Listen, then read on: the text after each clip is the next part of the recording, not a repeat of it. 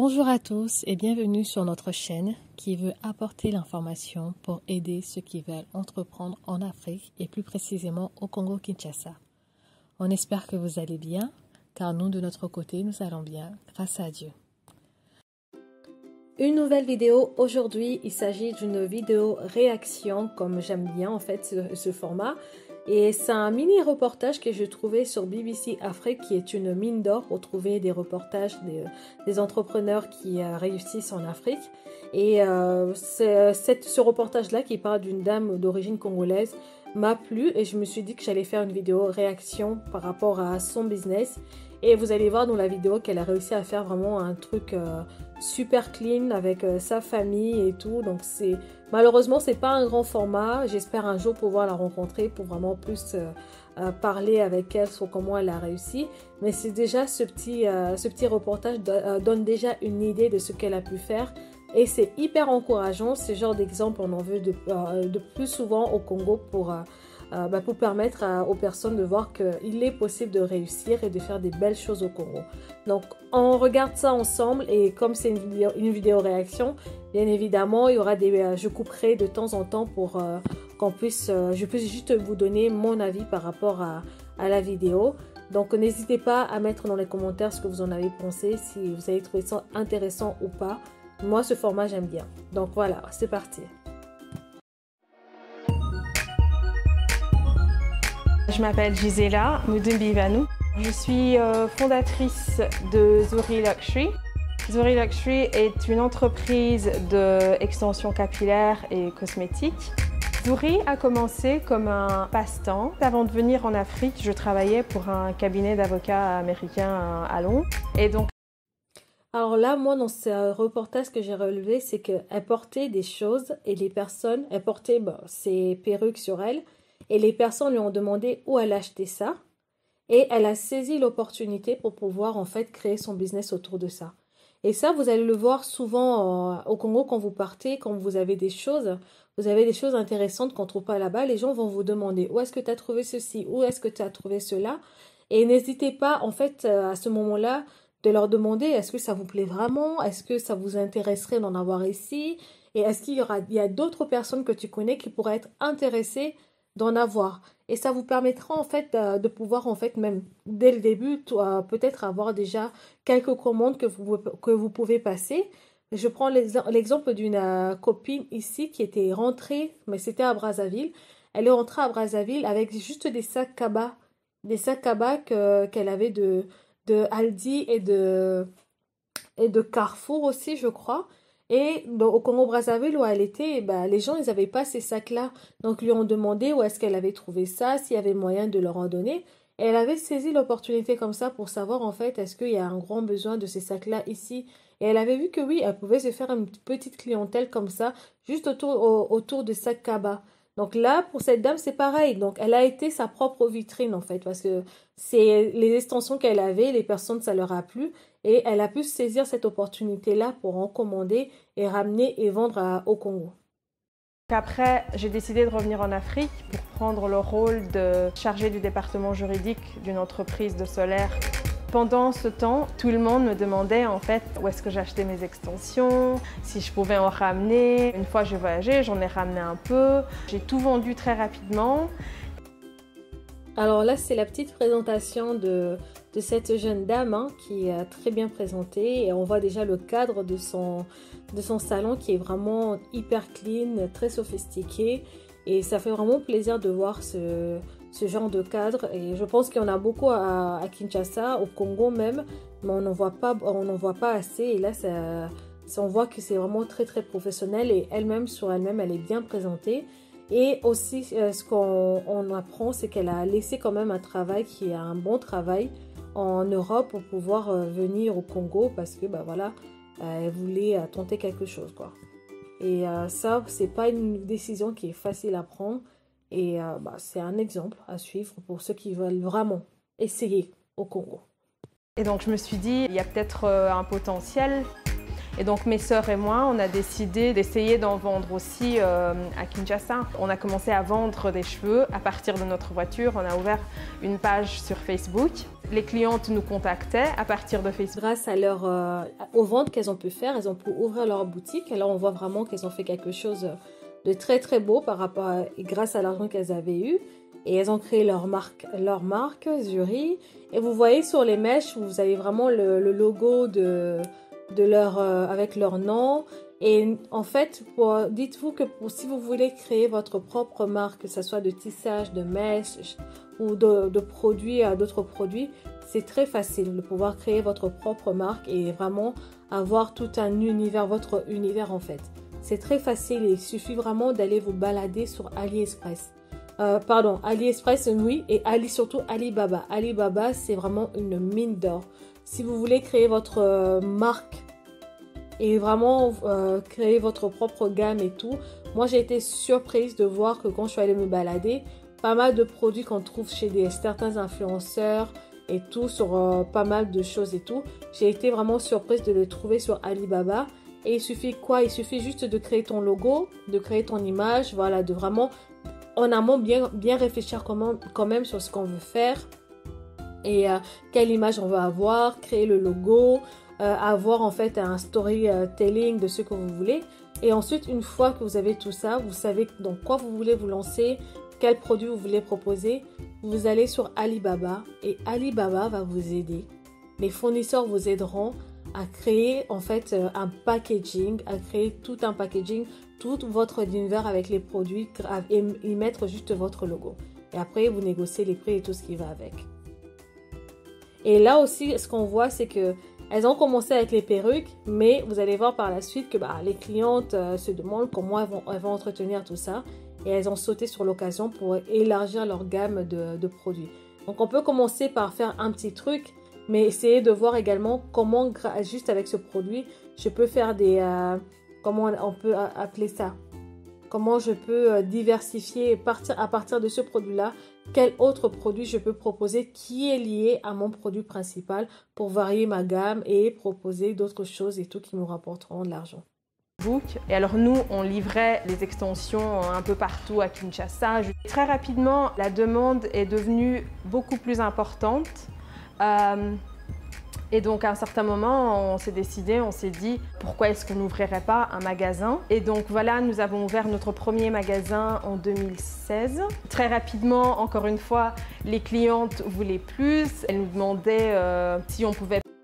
Chose hyper importante qu'elle dit, c'est qu'elle a commencé à vendre à partir de sa voiture. Et ça, c'est hyper important aussi, je trouve, parce que des fois, quand on veut commencer notre business, tout de suite, on voit grand. On veut être à tel endroit, on veut faire les choses en grand.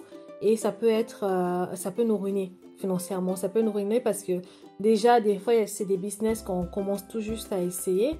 On ne sait pas vraiment si l'engouement derrière, il va avoir beaucoup d'engouement derrière. Parce que des fois, oui, tu peux avoir des commandes Tantine avec ses copines qui achètent. Peut-être les amis de Tantine aussi. Mais pour que ça soit un business qui soit rentable sur le temps, c'est pas seulement les amis de Tantine et qui vont venir acheter chaque jour en fait. Il faut que ça puisse séduire d'autres personnes, donc que vous puissiez avoir vraiment une clientèle assez conséquente pour pouvoir vivre de votre business et pouvoir vous agrandir également. Donc ça peut être intéressant de commencer par un petit truc, même voir de louer des boutiques éphémères pour un jour ou 2 jours pour tester vos produits, ou comme elle, vendre à partir de la voiture via les réseaux sociaux. Maintenant avec les réseaux sociaux, c'est ce qui est top, c'est que tu peux vendre à partir de chez toi et faire livrer sans avoir de local, donc ça te fait faire des économies. Donc quand vous voulez commencer, personnellement maintenant, moi je voyais souvent les choses en grand. Maintenant, avec le recul, si je dois commencer, je commencerai toujours petit pour bien prendre en main mon business et grandir petit à petit. Pas faire des produits parce qu'en fait on ramenait des extensions, mais pour elle se disait ok, mais comment est-ce qu'on prend soin de ces extensions? Est-ce que vous pouvez faire des produits pour entretenir nos extensions? Et donc c'est comme ça qu'on a commencé par le sérum Zouri, et quelques temps plus tard on a lancé une ligne de rouge à lèvres. C'est là qu'on a commencé la partie cosmétique de Zouri. En 2018, nous avons... Et là, vous avez vu hein, le service qui va avec, c'est vraiment top, quoi. Le service, bouteille de, je sais pas si c'est du jus servi dans des flûtes de champagne et tout. Vraiment une personne qui est là au soin de la clientèle. Ça, c'est vraiment top. Parce que les gens, quand ils vont dans les boutiques, quand ils vont dans les restaurants, ils vont pas seulement pour acheter un vêtement, ils vont pas seulement pour manger un plat, ils vont aussi pour une expérience. Et ça, il faut vraiment le rentrer en tête. Ils vont pour avoir une expérience. Et là, vous allez peut-être juste mettre 50 $. Ils peuvent ressortir et mettre 100 $ parce que derrière, on les a bien traités. Et ils vont revenir avec d'autres personnes. Et ils vont en parler parce qu'ils sont arrivés dans un endroit où ils ont été bien accueillis, où on était aux petits soins avec eux. Donc, ça marque les personnes. Donc, n'hésitez pas à bien former votre personnel, à bien aussi mettre en place tout un protocole pour accueillir les clients parce que c'est ça aussi qui marque l'expérience qu'on a lorsqu'on va dans une boutique ou dans un restaurant et ailleurs aussi. Ouvert le Herbar ici et nous avons ouvert aussi en même temps un Herbar à Kampala.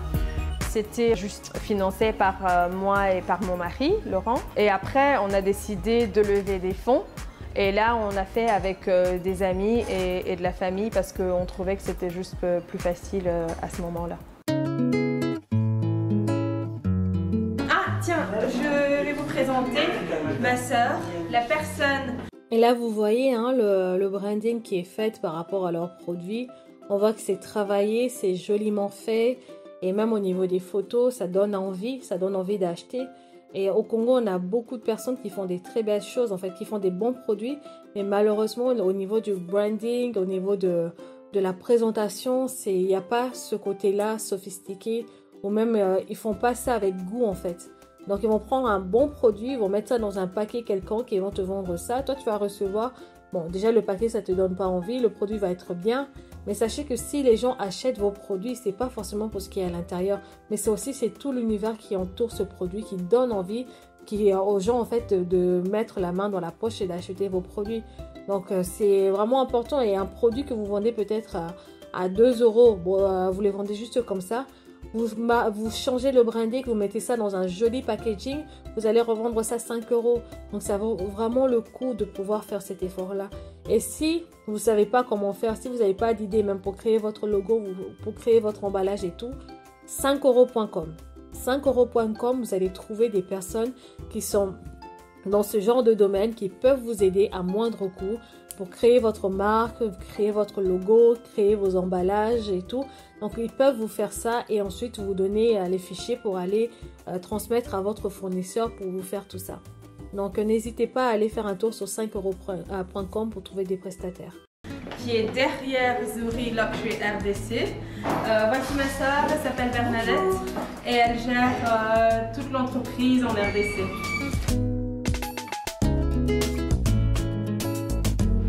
Travailler avec la famille, c'est pas facile tout le temps, bien évidemment. Mais c'est quand même quelqu'un qui me laisse aussi avoir mes idées et avoir mon point de vue sur beaucoup de choses dans l'entreprise. Les plus gros défis, c'est peut-être le financement, parce qu'en fait, on a... Là, elle parle également du fait de trouver des fonds, du financement en fait pour le projet. Et c'est vrai qu'au Congo, il y en a beaucoup qui galèrent en fait. Beaucoup de jeunes galèrent parce qu'ils ont des idées, mais ils n'ont pas les moyens pour les concrétiser. Et un moyen pour investir au pays et dans d'autres domaines aussi, c'est de financer ces jeunes-là, de financer leurs idées. Bien évidemment, en amont, on réfléchit à comment est-ce qu'avec le temps, on va récupérer ces fonds et faire des bénéfices. Mais c'est pas tout le monde qui veut forcément se lancer dans l'agriculture ou se lancer dans l'immobilier. Ils veulent pas se prendre la tête et ils veulent juste arriver à faire quelque chose de simple.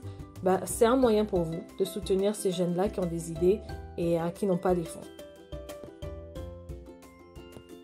Afrique, on a un sérieux problème pour les petites et moyennes entreprises. C'est très difficile pour un entrepreneur, une jeune personne comme moi, d'aller à une banque et leur dire « Écoutez, j'ai un projet, j'aimerais bien ouvrir un salon de coiffure. Est-ce que vous pouvez me prêter de l'argent ?» J'ai 2 enfants en bas âge. Et donc, c'est assez difficile, surtout quand on doit voyager dans différents marchés.